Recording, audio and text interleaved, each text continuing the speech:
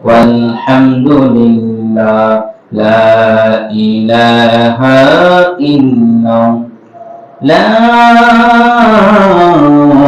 إله إلا الله محمد رسول الله সাল্লাল্লাহু আলাইহি ওয়াসাল্লাম। সকলে বলি আলহামদুলিল্লাহ। মহান রব্বুল আলামিনের দরবারে অসংখ্য শুকরিয়া দান জ্ঞাপন করছি যে রব্বুল আলামিন আমাকে এবং আপনাদের সকলকে পবিত্র মাহে রমজানুল মুবারকে শেষ জুমার দিন জুমাতুল বিদার মধ্যে আল্লাহ পাক আমাকে এবং আপনাদের সকলকে আসা এবং বসার জন্য আল্লাহ পাক তৌফিক নসিব করেছেন।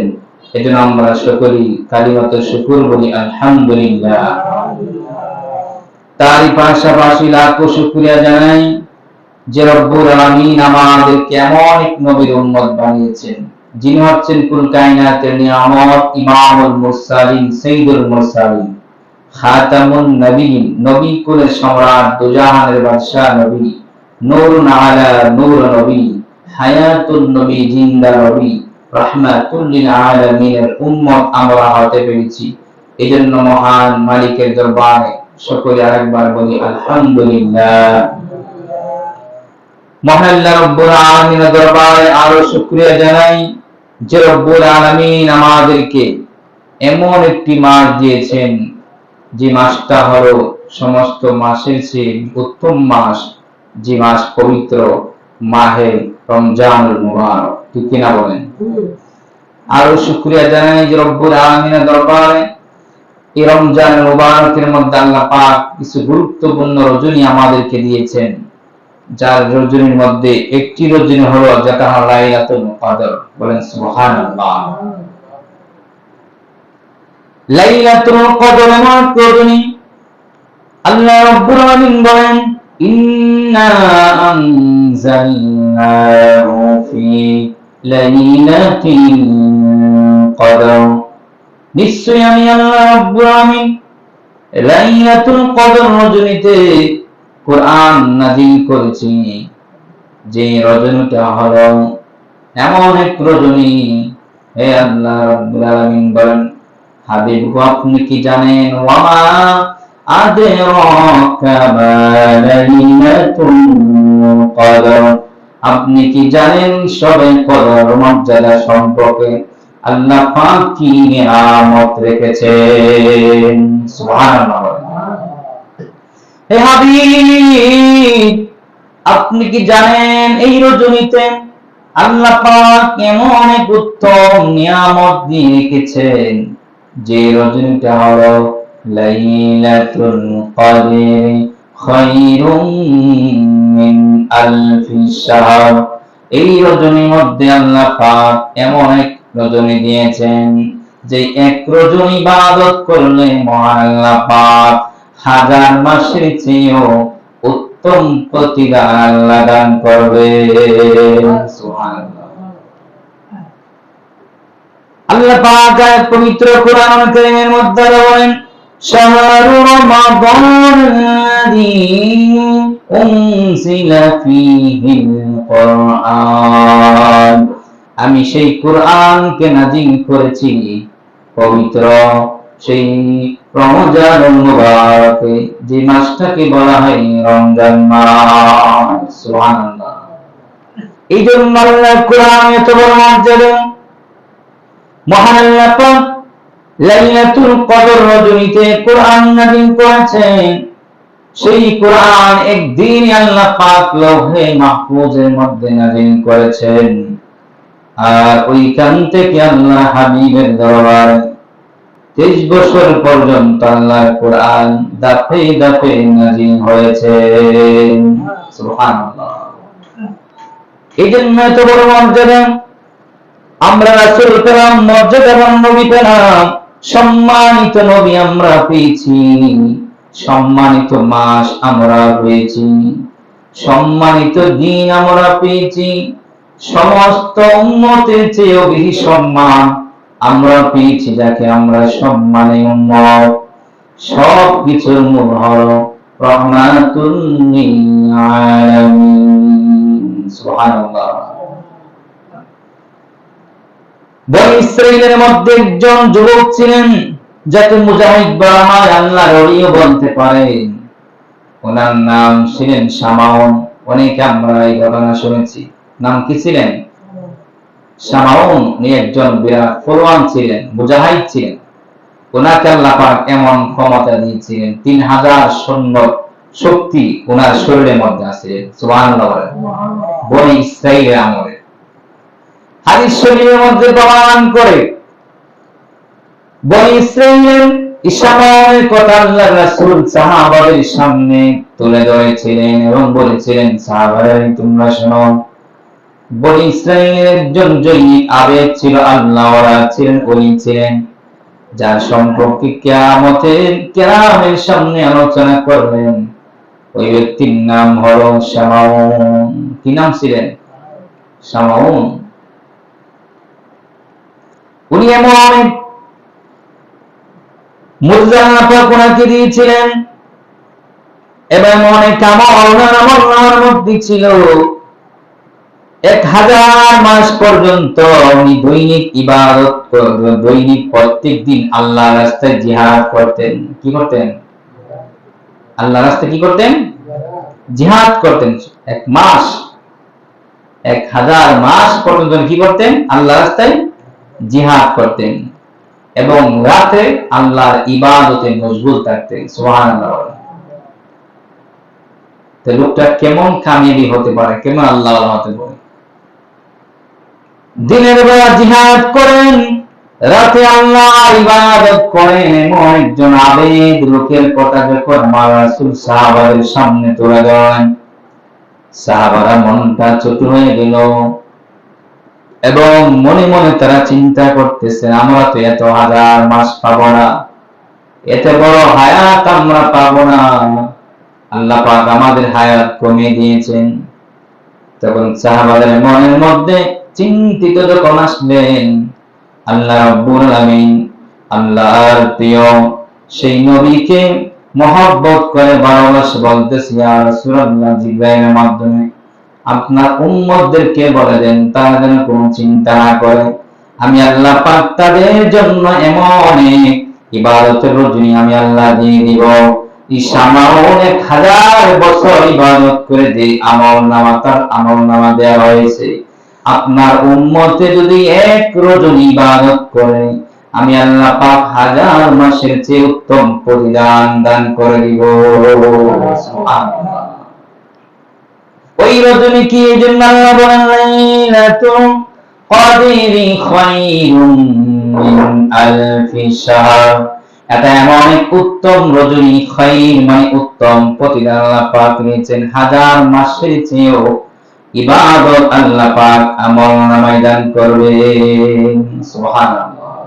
দুরূদ শরীফ পড়ি, আল্লাহুম্মা সাল্লি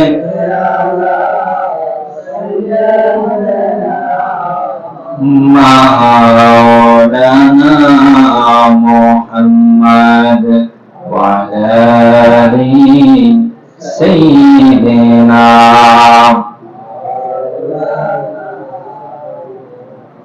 এই দুনিয়া পরে থাকিবে, আমরা একদিন থাকিব না,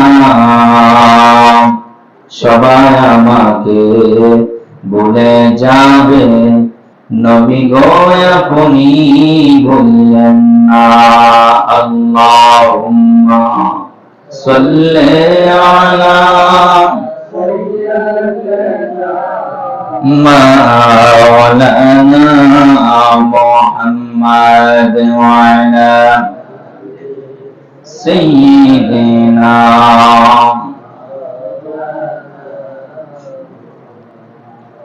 আল্লাহ হাবিব মুহাম্মদুর রাসূলুল্লাহ সাল্লাল্লাহু আলাইহি ওয়াসাল্লাম নিজের উম্মতের কথা চিন্তা করে, অন্যান্য নবীরা এবং উম্মতেরা অনেক বয়স পেয়েছে, অনেক হায়াত আল্লাহ পাক দান করেছেন, আমার উম্মত কিভাবে তাদের মতো দামি হবে? তাফসীরে আজিজিতে বলা হয়েছে, আল্লামা আব্দুল আজিজ মুহাদ্দিস দেরমি রাহমাতুল্লাহ আলাইহি বলেন, একদিন আমার নবী করিম সাল্লাল্লাহু আলাইহি সাল্লাম নিজের উম্মতের কথা চিন্তা যখন করতে লাগলেন, চেহারা মলিন হয়ে গেলেন, চিন্তার মধ্যে পড়ে গেলেন, কিভাবে আমার উম্মতেরা এত বয়স পাবে, তাদের মতো আমল নামা করবে। আল্লাহ রাব্বুল আলামিন বন্ধুর দিকে তাকাইয়া মহান আল্লাহ পাক এতই ভালোবাসেন আল্লাহর হাবিবকে, আমার রাসূল কিভাবে খুশি থাকবেন, আল্লাহ পাক ওই দিকে সব সময় লক্ষ্য রাখতেন। সুবহানাল্লাহ। তখন জিবরিল আমিন আলাইহিস সালাতু ওয়াস সালামকে প্রেরণ করেন, আল্লাহ রাব্বুল আলামিনের হাবিবকে ঘোষণা করে দিন, হাবিব আপনি চিন্তা করেন না, আপনার উম্মত হতে পারে কম বয়স, তাদের আমি আল্লাহ পাক কম সময় দিয়েছি, কিন্তু কম সময়ের ভিতরে আমি আল্লাহ এত বড় বড় নিয়ামত তাদের আমি আল্লাহ দান করব। এমন রজনী তাদের জন্য আমি আল্লাহ রেখে দিয়েছি, যদি এক রজনী ইবাদত করে তাদের চেয়েও বেশি ইবাদত আমল নামায় উঠে যাবে।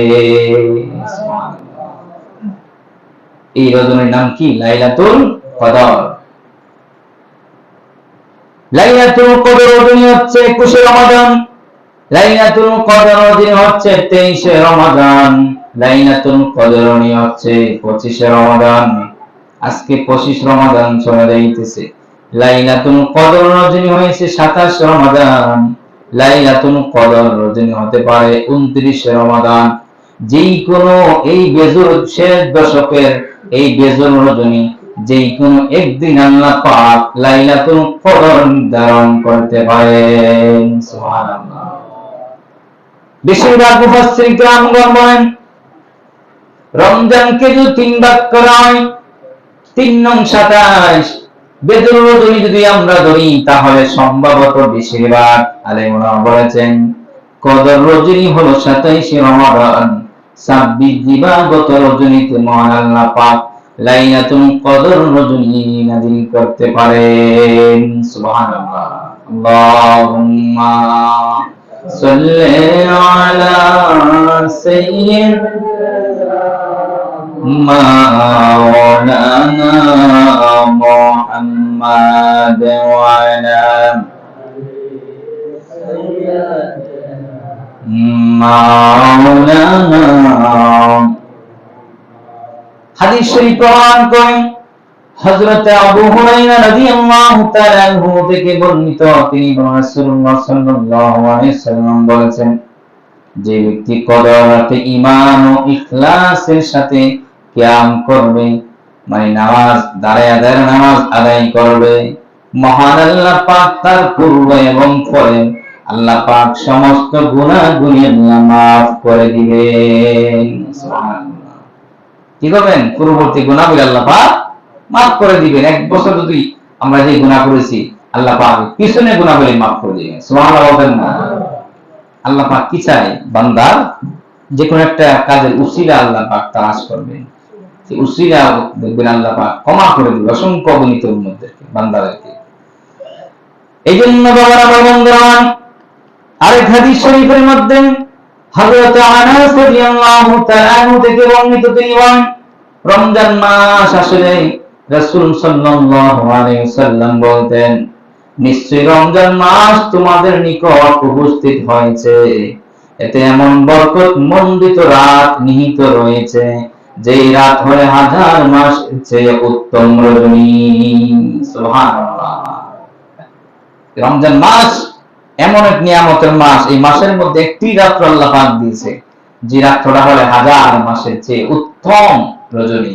এই মাসে যদি তুমি ইবাদত করতে পারো তাহলে আল্লাহ পাক 1000 মাসের আমল নামায় আল্লাহ পাক প্রত্যেক বান্দার আমল দিয়ে দিবেন। বলেন সুবহানাল্লাহ।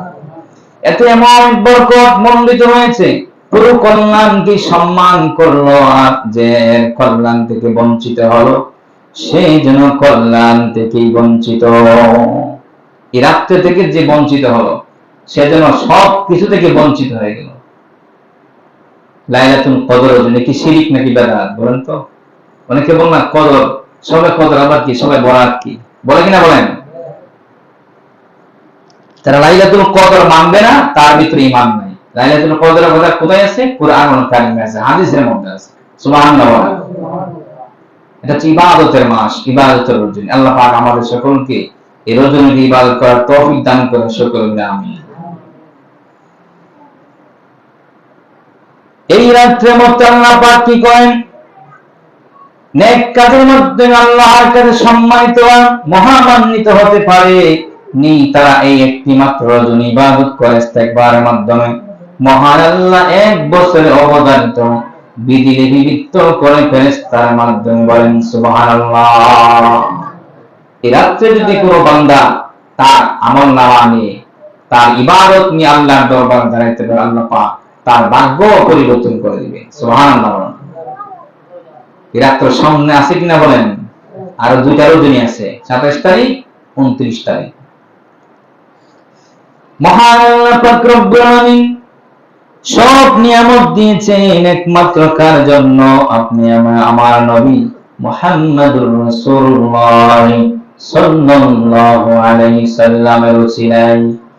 হাদিস শরীফের মধ্যে বলেন, হযরত আয়েশা রাদিয়াল্লাহু তাআলা থেকে বর্ণিত আম্মা জান বলতেছেন, নবী করিম সাল্লাল্লাহু আলাইহি সাল্লাম ইরশাদ করেন, তোমরা লাইলাতুল কদরকে রমজানের শেষ 10 রাতে তালাশ করো। সুবহানাল্লাহ। কি বলছেন? শেষ 10 এর মধ্যে কি করো তোমরা? সে রমজানের রাত্র তালাশ করো। আর এই হাদিসের মধ্যে হযরত ইবনে আব্বাস রাদিয়াল্লাহু তাআলা থেকে বর্ণিত, তিনি বলেন, নবী করিম সাল্লাল্লাহু আলাইহি সাল্লাম বলেছেন, তোমরা লাইলাতুল কদর রমজানের শেষ 10 কে তালাশ করো। লাইলাতুল কদর শেষ দিক থেকে গণনায় নবম, সপ্তম এবং পঞ্চম রাত অবশিষ্ট থাকে। এই বেজুর রজনীতে যদি তোমরা তালাশ করতে পারো, মহান আল্লাহ পাক সেই রজনীর নিয়ামত দান করে দিবেন। সুবহানাল্লাহ। যিনি কাবা শরীফের ইমাম, যিনি গেট ইমাম মানে প্রধান ইমাম, আল্লামা হাফেজ আব্দুর রহমান আস-সুদাইসি, যার কোরআন তেলাওয়াত আমরা শুনি, যিনি হচ্ছেন প্রধান ইমাম, গেট ইমাম, উনি বলেছেন যে লাইলাতুল কদর রজনীতে অন্তত 2 রাকাত নামাজও পড়বা। 21 তারিখে বলছেন, কেননা এই 2 রাকাত নামাজের মাধ্যমে এমন হতে পারে যে এই রাত্র লাইলাতুল কদর হয়ে যায়, তাহলে তোমার আমলনামে আল্লাহ পাক 1000 মাসের সেই ইবাদত দান করবেন। সুবহানাল্লাহ বলেন। এবং এই রজনীতে বেশি বেশি সূরাতুল ইখলাস, কুল হুয়াল্লাহ পড়ার জন্য বলা হয়েছে। সূরাতুল ইখলাস এমন এক ফজিলত, কোন ব্যক্তি যদি 3 বার সূরাতুল ইখলাস তেলাওয়াত করে, মহান আল্লাহ পাক বলেন, সারা কোরআন শরীফ খতম করলে যে সওয়াব দেওয়া হয়, আমলনামার মধ্যে আল্লাহ পাক এক কোরআনুল কারীম খতম করার সমান সওয়াব দান করে দিবেন। সুবহানাল্লাহ।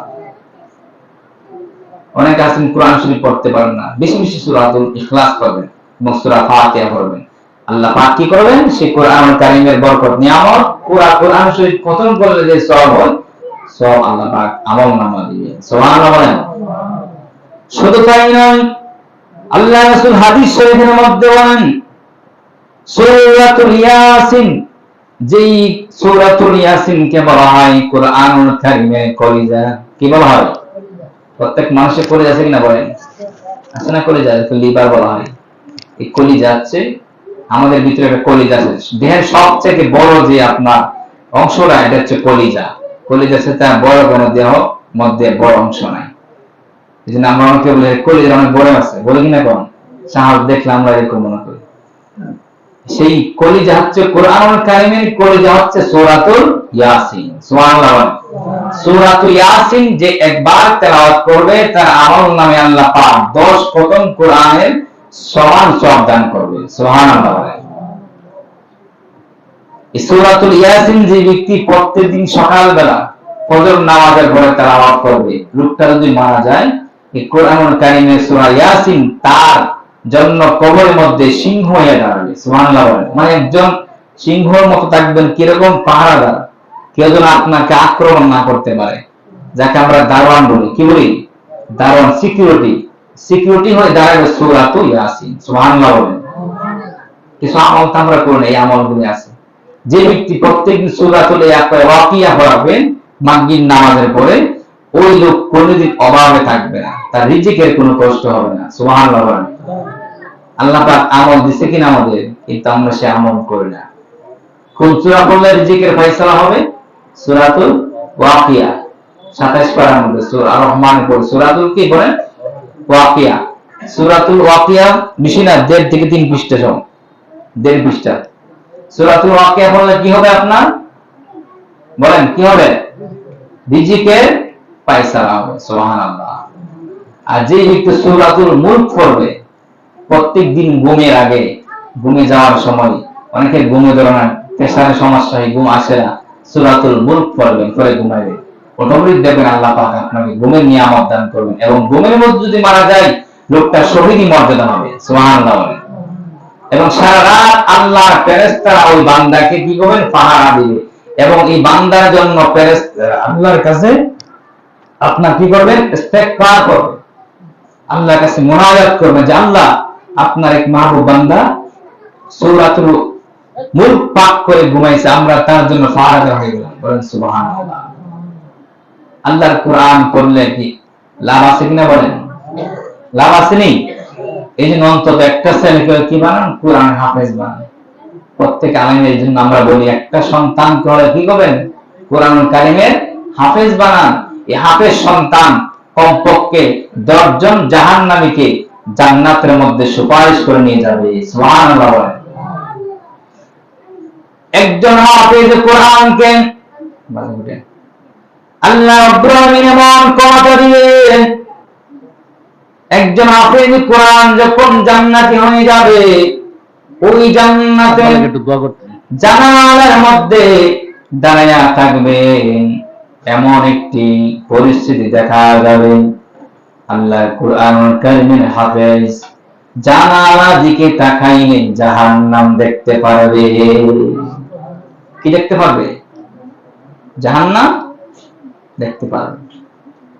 আর ঠিকই জান্নাতীরা আফসোস করবে, বসে জাহান্নামীরা আফসোস করবে, জান্নাতে বসে রয়েছে আমার অনেক লোক, আমি জাহান্নাম করতেছি। তখন সেই হাফেজ কোরআন ঠান্ডা হাওয়া খাওয়ার জন্য যখন জানালার মধ্যে গিয়ে দাঁড়াবে, দাঁড়ায় দেখবে জানালা থেকে জাহান্নাম দেখা যায়, হাজার হাজার মানুষ জাহান্নামে জ্বলতেছে। হাফেজ তাকায়া দেখবেন তার আত্মীয় স্বজন ওই জায়গায় দেখা যায়। আল্লাহু আকবার বলেন। হাফেজ কোরআন দেখবে তার আত্মীয় স্বজন দেখা যায়। এমন লোক দেখা যায় রাস্তায় দিয়ে যখন হাফেজ কোরআন হাঁটতেন, আলেম ওলামা যখন হাঁটতেন, ওই হাফেজ কোরআনকে যারা সম্মান করেছে, সালাম দিয়েছে, ইজ্জত করেছে, এক কাপ চা তাকে খাওয়াইছে, এরকম লোক যদি সে জাহান্নামের মধ্যে রেখে আফসোস করতেছে, আল্লাহ গো আমি আজকে জান্নাতি, এই লোকটা আমাকে প্রত্যেক দিন রাস্তায় দেখলে আমাকে সম্মান করতেন, আমাকে ইজ্জত করতেন, আল্লাহ আমি কিভাবে আমার মহব্বতের লোকটাকে জাহান্নামে রাখিয়া আমি হাফেজে কোরআন কিভাবে জান্নাতে থাকতে পারি।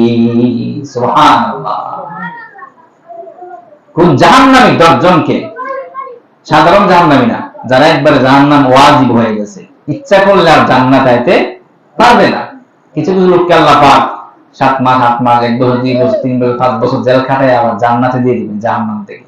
আর কিছু লোক হবে চিরস্থায়ী জাহান্নাম। কি হবে? চিরস্থায়ী জাহান্নামী, তাকে জান্নাতের আশা করতে পারে না। ওই রকম 10 জন লোককে একজন কোরআন হাফেজ জান্নাতে দিবেন। সুবহানাল্লাহ বলতেন না? তাহলে সেই কোরআন হাফেজের সঙ্গে ভালো ব্যবহার করতে হবে কিনা বলেন? করতে হবে কিনা? আমরা তো আলেম দেখলে অনেকে আছে শরীরে জ্বলে হবে, আগুন জ্বলে, হুজুর দেখতে পারে না, এমন লোক আছে কিনা? এখন সব হুজুর কি খারাপ নাকি বলেন? সব আলেম ওলামাকে খারাপ? সব মুসল্লি কি খারাপ? কয়েকটা মুসল্লি থাকবে উল্টা পাল্টা, ইমাম সাহেবের মতো থাকবে উল্টা পাল্টা, আলেমের মতো থাকবে, উকিলের মধ্যে থাকবে, সব উকিল তারা খারাপ না, সব উকিল তো আবার জাহান্নামে যাইতো না, ঠিক কিনা বলেন? বেশিরভাগ উকিলাতি যারা করে তারা জাহান্নামে বেশি হবে। অনেক সৎ মানুষ কি জেল খাটে বিনা অপরাধে, আছে কিনা বলেন? এই জন্য কি সব উকিল খারাপ? না, প্রত্যেকটা আপনার শ্রেণীর মধ্যে খারাপ ভালো মিলিত আছে। আল্লাহ পাক 2টা দিক দিয়েছে, এই জন্য সবাইকে আপনি খারাপ ভাবতে পারবেন না। মানুষকে খারাপ বলা ঠিক না, নিজে পরিপূর্ণ যখন শুদ্ধ হয়ে যাবেন তখন দেখবেন দুনিয়া কোনো খারাপ লোক নাই, সব ভালো মানুষ। সুবহানাল্লাহ বলতেন না? আপনি যখন ভালো হয়ে যাবেন আপনার চিন্তা আসবে না ভিতরে যে হ্যাঁ সে খারাপ মানুষ, কোনো এরকম চিন্তা আসবে না আপনার ভিতরে।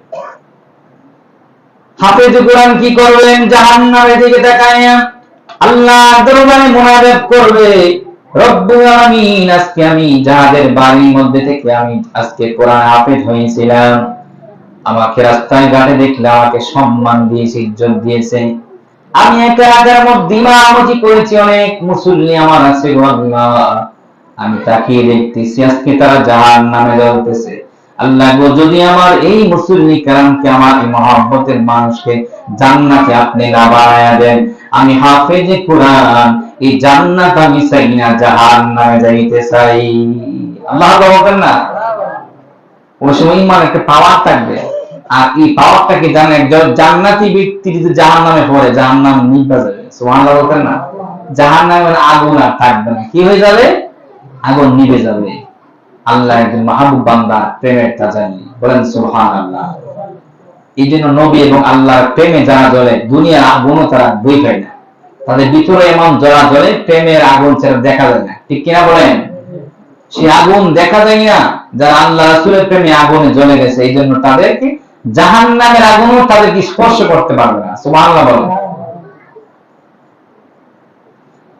আল্লাহ রাব্বুল আলামিন বলেন, হে আমার মাহবুব বান্দা, আমি তো কোরআনকে নাযিল করেছিলাম, সেই কোরআনের হেফাজতকারী আমি আল্লাহ।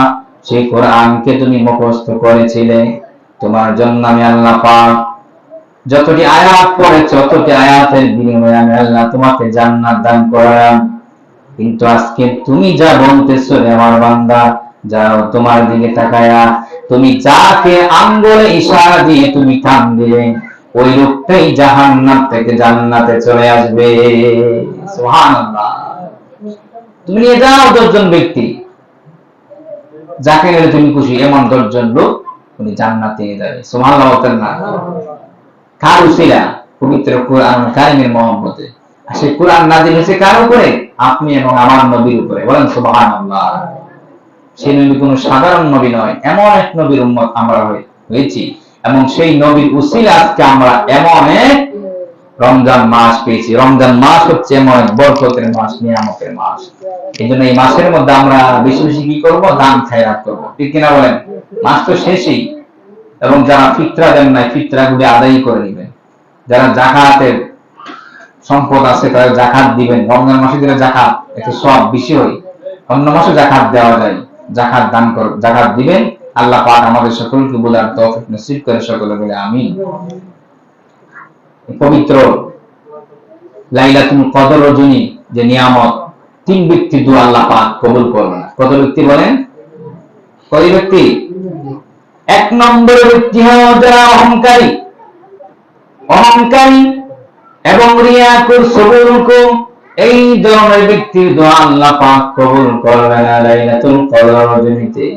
2 নম্বর ব্যক্তি হলো পিতা মাতার অবাধ্য সন্তানকে, যে সন্তান লক্ষ টাকার মালিক হওয়া সত্ত্বেও এই রমজান মাসের মধ্যে পিতা মাতার খবর রাখলো না, ঈদের মার্কেট করে দিল না, নিজের ছেলে মেয়ের জন্য, স্ত্রীর জন্য ঈদের মার্কেট করলো, কিন্তু মা বাবার জন্য একটা শাড়ি এবং আপনার পায়জামা জুব্বার ব্যবস্থা করতে পারলো না, আল্লাহ পাক ওই বান্দাদের দোয়া কবুল করবে না। আল্লাহ বলেন, মাসে মাসে মজুর দেওয়ার দেখান, গ্রামে দান খেয়াত করেন, বিভিন্ন জায়গার মধ্যে দান খেয়াত করেন, মা বাবা আপনি খবর রাখলেন না, ওই ইবাদত আল্লাহ দরবারে পৌঁছবে না। আল্লাহু আকবার। 3 নম্বর ব্যক্তি যারা মুনাফিক, মুনাফিকের দোয়া আল্লাহ কবুল করবে না।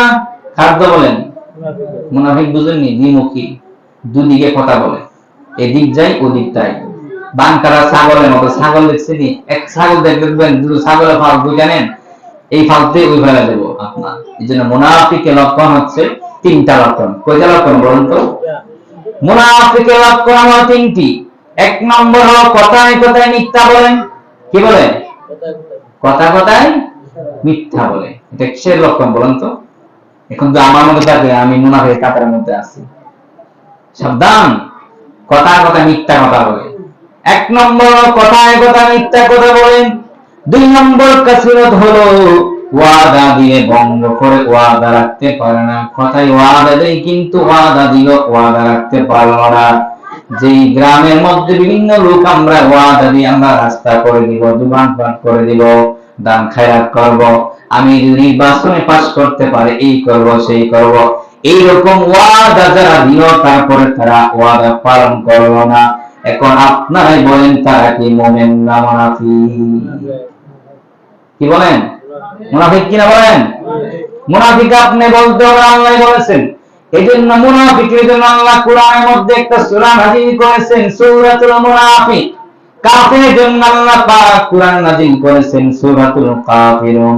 বাবার আমার, কাফেরের চেয়ে নিকৃষ্ট হলো যারা মুনাফিক। আল্লাহু আকবার। মুনাফিক কোন কাফেরের মধ্যে হয় না, মুনাফিক হয় মুসলমানের মধ্যে। কথা বুঝতে পারছেন? মুনাফিকের জন্য আল্লাহ বলেন ইন্নাল মুনাফিকিনা ফি দারকিল আসফালি মিনান নার ওয়া লান তাজিদ লাহুম নাসীরা। আল্লাহ বলেন মুনাফিকের জন্য আমি আল্লাহ পাক জাহান্নামের সর্বনিম্ন স্থান রেখে দিয়েছি। যেই জায়গার মধ্যে হলো জাহান্নামীদের পুঁজগুলি, যেগুলি তারা যখন জাহান্নামে জ্বলে পোড়া হয়ে যাবে, তাদের শরীরের ফুসগুলি যখন যেই জায়গার মধ্যে পড়বে, এই মুনাফিকের জন্য আমি আল্লাহ পাক এই জাহান্নামী ফুস তাদের খাবারের জন্য আমি রেখে দিলাম। নাউজুবিল্লাহ বলেন, বল আল্লাহু আকবার, বল ইয়া রাসূলুল্লাহ। 2 নম্বর চলে গেল। 3 নম্বর হলো, প্রথম কি বলছিলাম? কথায় কথায় মিথ্যা কথা বলেন। 2 নম্বর হলো ওয়াদা দিলে কি করেন? ওয়াদা দিয়ে ভঙ্গ করেন। 3 নম্বর হলো আমানতকে খেয়ানত করে। আপনার ভাই আপনাকে আমানত দিল, টাকাই ধরেন, ধন ধরেন, সম্পদ ধরেন, সন্তান আদি ধরেন, বা স্ত্রী ধরেন, বিদেশ গেলে আপনাকে বলা গেল ভাই আমার স্ত্রীকে তুমি দেইকা রাখো, আমার ছেলে মেয়েকে তুমি দেইকা রাখো, যারা এই আমানতকে খেয়ানত করে তারা হবে মুনাফিক। আল্লাহু আকবার। 3টা লক্ষণ যদি আমরা তাকে, এগুলি কি বাদ দিতে হবে কিনা বলেন? বাদ দিতে হবে। আল্লাহ পাক আমাদের বোঝার তৌফিক নসিব করে সকলে বলেন আমিন। এই সামনে আসতেছে আপনার ঈদুল ফিতরের নামাজ, জামাতের কথাটা কি ফরি বলে দেন না আপনারা? প্যান্ডেল দিকে কোন সময় ঈদের জামাত হবে, এটা আপনারা কমিটিবৃন্দ যারা আছেন সভাপতির সাথে কথা বলে এটা আপনারা সময়টা নির্ধারণ করবে ইনশাআল্লাহ। হ্যাঁ, পর আমাকে জানাই দিলে চলবো। জি, আজকে কইলি ভাই আর তো বেশি দিন নাই, আজকে তো আপনার 25 তারিখ হয়। আপনার এখন তো ঈদ তো আপনার কুরবানি ঈদ না, ঠিক না? ফজরের নামাজ আমরা কয়টা পড়ি? এখন তো 5টা না, এখন তো আগে পড়ি। রমজান মাস তো এই জন্য 15 মিনিট পরে জামাত হয়ে যায়। 5:30 আমরা জামাত পড়ি, এখন 5:30 বা 40, 4:30 বা 40 পরে জামাত। সূর্য উঠে পড়ার সময় দেখেন তো 5:10 না 15, 5টা দিয়ে পারেন না, 8টা 40, জামাত কি 8টায় দিবেন? 8টায় বলে মনে করি। হ্যাঁ হ্যাঁ, জামাত 8টায় সবাইকে বলে দিবেন। এখন দিন বড় হওয়ার জন্য 8টায়, 9টা দিলে আবার অনেক রুদ্র হয়ে যাবে, গরম লাগবে বেশি। এই জন্য আমরা ঈদের জামাত কয়টা বলেন তো? 8টায়। আপনার আগেই বলে দিলাম, মনে রাখবেন, এবং মাইকিং করা হবে। যে যেখানে তাকে সবাইকে বলে দিবেন যে আমাদের মসজিদে, আমাদের মাঠের মধ্যে, ঈদগাহ মাঠে ঈদের জামাত হবে।